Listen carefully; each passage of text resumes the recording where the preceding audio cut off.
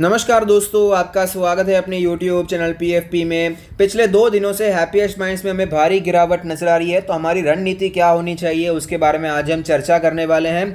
तो सबसे पहले कंपनी के बारे में बात कर लेते हैं। हैप्पीएस्ट माइंड्स एक माइंडफुल आईटी कंपनी है जो कि एंटरप्राइजेस को और टेक्नोलॉजी प्रोवाइडर्स को डिजिटल ट्रांसफॉर्मेशन में हेल्प करती है। Artificial intelligence, blockchain, cloud, digital process automation, internet of things, robotics, drone, security, virtual augmented reality, ऐसी सब सर्विसेज प्रोवाइड करती हैं। तो दूसरी आईटी कंपनी से बिजनेस में थोड़ा सा डिफरेंस आपको दिखाई पड़ेगा। हैप्पीएस्ट माइंड का फोकस आपको डिजिटल बिजनेस पर ज्यादा दिखाई पड़ता है, और ऐसा नहीं है कि सिर्फ एक ही सेक्टर पर फोकस है। अक्रॉस इंडस्ट्री सेक्टर्स इनका बिजनेस प्रोवाइड होता है। बीएफएसआई से लेकर हॉस्पिटैलिटी तक सभी सेक्टर्स में हमें बिजनेस प्रोवाइड करते हुए नजर आते हैं।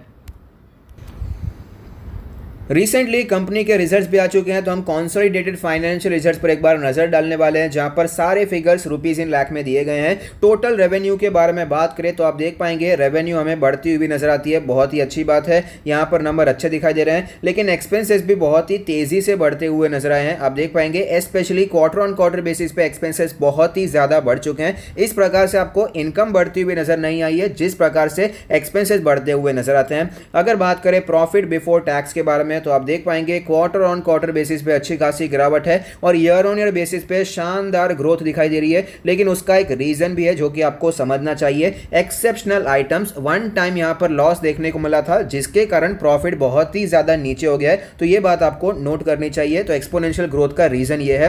प्रॉफिट फॉर द पीरियड यानी कि नेट प्रॉफिट के बारे में बात करें तो नेट प्रॉफिट हमें वाई बेसिस पे तो बहुत ही ऊपर जाता हुआ नजर आया। उसका रीजन मैंने आपको ऑलरेडी बता दिया है, जो वन टाइम यहां पर एक्सेप्शनल आइटम था। अब अगर बात करें क्वार्टर ऑन क्वार्टर बेसिस के बारे में, तो यहां पर आपको भारी गिरावट दिखाई पड़ती है। ऑफ कोर्स यहां पर अच्छा परफॉर्मेंस हमें दिखाई नहीं पड़ता। दोनों फाइनेंशियल ईयर को एक बार कंपेयर करें तो रेवेन्यू हमें बढ़ती हुई नजर आई है, बहुत ही अच्छी बात है। प्रॉफिट के बारे में बात करें तो प्रॉफिट भी तेजी से ऊपर जाता हुआ नजर आया है। अच्छे नंबर्स यहां पर फाइनेंशियल ईयर में दिखाई पड़ते हैं। उसके बावजूद स्टॉक हमें नीचे जाता हुआ इसीलिए नजर आता है क्योंकि स्टॉक जिस प्रकार से भागा था उस प्रकार से रिजल्ट्स नहीं आए हैं। क्वार्टर ऑन क्वार्टर बेसिस पे छोटी मोटी नहीं, भारी गिरावट आपको प्रॉफिट में दिखाई पड़ती है। इसीलिए स्टॉक भी हमें 2-3 दिनों से नीचे आता हुआ नजर आया है।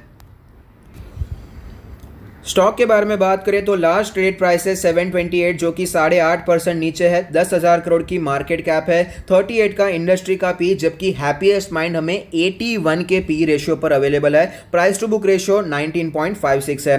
कंपनी के ट्रेंड के बारे में बात करें तो फाइनेंशियल ट्रेंड तो बहुत ही अच्छा दिखाई दे रहा है। 2018 में 13 करोड़ का लॉस था, जो कि फिलहाल 162 करोड़ का प्रॉफिट हो चुका है। तो ऑफकोर्स यहां पर फाइनेंशियल ट्रेंड बहुत ही तगड़ा दिखाई देता है। सेल्स ग्रोथ के बारे में बात करें तो आप देख पाएंगे 5 ईयर का सेल्स ग्रोथ 32% है, बहुत ही अच्छा नंबर है। प्रॉफिट ग्रोथ के बारे में बात करें तो पिछले 5 सालों में 25% का प्रॉफिट ग्रोथ है। 3 साल का नंबर और भी अट्रैक्टिव है, 1 साल का तो और भी ज्यादा अट्रैक्टिव दिखाई पड़ता है, जिसका बेसिक रीजन यह है कि पहले लॉस था और फिलहाल कंपनी प्रॉफिट में आती हुई नजर आई है।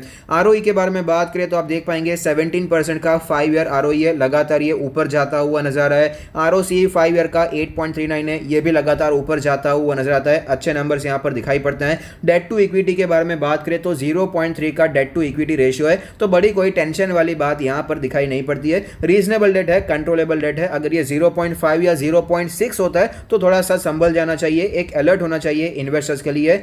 शेयर होल्डिंग पैटर्न के बारे में बात करें तो टोटल प्रमोटर होल्डिंग है 53.25%, पब्लिक के पास 32.3% है, डीआईआईस के पास 7.38% और एफआईआईस के पास 7.07% की होल्डिंग दिखाई पड़ती है। तो यहां पर क्लियरली डीआईआई और एफआईआई की होल्डिंग को मैच कर ले, अगर हम यहां पर प्लस कर ले तो भी पब्लिक के पास होल्डिंग ज्यादा दिखाई पड़ती है। तो रिटेल इन्वेस्टर फ्रेंडली स्टॉक हमें होता हुआ नजर आया है। स्टॉक के चार्ट पर हम आ चुके हैं, जहां पर क्लियरली पता चलता है एक शानदार तेजी देखने को मिली है। लिस्टिंग 400 रुपए के आसपास हुई थी, उसके बाद हमें गिरावट नजर आई। 300 रुपए के आसपास स्टॉक ने एक अच्छा सपोर्ट बनाया। यहां पर कुछ महीनों तक स्टॉक हमें कंसोलिडेट करता हुआ नजर आया, और उसके बाद जो शानदार तेजी देखने को मिली है पिछले 3-4 महीनों में स्टॉक हमें डबल से भी कहीं ज्यादा होता हुआ नजर आता है। 20 डेज के मूविंग एवरेज पर स्टॉक ट्रेड कर रहा है और वहां से बार बार ऊपर जाता है, सपोर्ट लेता है और वापस हमें तेजी दिखाई पड़ती है। तो ऐसी सिचुएशन में क्या करना चाहिए? चाहिए। तो ओवरऑल कंपनी के फंडामेंटल्स का अगर ओवरव्यू ले तो बहुत ही अच्छी कंपनी दिखाई दे रही है, ग्रोथ बहुत ही अच्छी दिखाई पड़ती है, इसका जो फोकस डिजिटल बिजनेस पे ये बहुत ही अच्छा दिखाई पड़ता है। लेकिन जब बात करते हैं वैल्यूएशन बेसिस के बारे में तो यहाँ पर वैल्यूएशन बहुत ही ज़्यादा महंगा हो चुका है। कुछ महीनों पहले से जो हमें वीडियो देख रहे हैं उन्हें पता होगा, हमने कई बार यहाँ पर स्टॉक आपको सजेस्ट किया था 325 का, बहुत बार हमने सजेस्ट किया, यहाँ पर कई बार स्टॉक सपोर्ट ले रहा है, यहाँ पर खरीदारी की जा सकती है। तो जो मेरा रैशनल था, जो लॉजिक था कि कंपनी का फ्यूचर अच्छा दिखाई दे रहा है, कंपनी का ग्रोथ बहुत ही अच्छा दिखाई पड़ता है, कंपनी का वैल्यूएशन उस समय फिर भी ठीक ठाक दिखाई पड़ता था, लेकिन फिलहाल के वैल्यूएशन के बारे में बात करें तो बहुत ही ज़्यादा महंगा वैल्यूएशन है। और जब भी आप किसी ऐसे हाई ग्रोथ वाले शेयर में इन्वेस्ट करें तो इस बात का पूरा ध्यान रखिएगा कि वैल्यूएशन को देखना बहुत ही ज़रूरी है।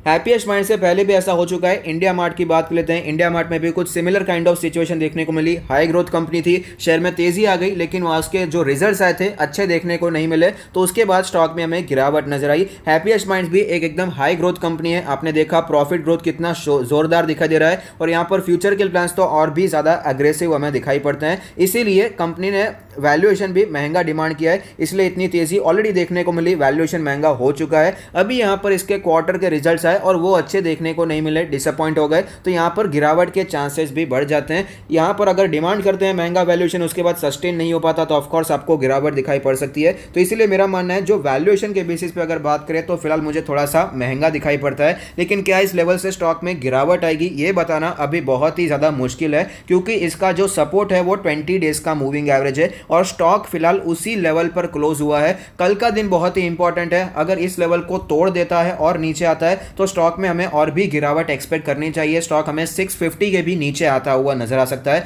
तो रणनीति क्या अपनानी है? रणनीति हमें यह अपनानी चाहिए, अगर आप यहाँ पर इंटरेस्टेड हैं, स्टॉक अच्छा है, इन्वेस्ट करना चाहते हैं, तो कल के दिन का वेट करना चाहिए। कल अगर ये 20 डेज के मूविंग एवरेज को सस्टेन कर जाता है तो आप खरीदारी के बारे में सोच सकते हैं। अगर ये सस्टेन नहीं करता है, गिरावट होती है, तो आपको वेट करना चाहिए। और जो नेक्स्ट सपोर्ट लेवल बनकर आता है वो 650 के आसपास का लेवल है, जहाँ पर पहले भी हमें एक अच्छा खासा कंसोलिडेशन भी देखने को मिला और 50 डेज का मूविंग एवरेज भी यहीं पर बनकर आता है। तो कल का दिन बहुत ही इंपॉर्टेंट है, ये लेवल पर वॉच आउट रखिए। उसके बाद ये लेवल टूट जाए, अगर टूट जाए तो 650 के लेवल से आप इन्वेस्टिंग करने की शुरुआत कर सकते हैं। तो अगर आपको ये वीडियो अच्छा लगता है तो कोई फीडबैक दीजिए। Thank you, stay happy, happy investing.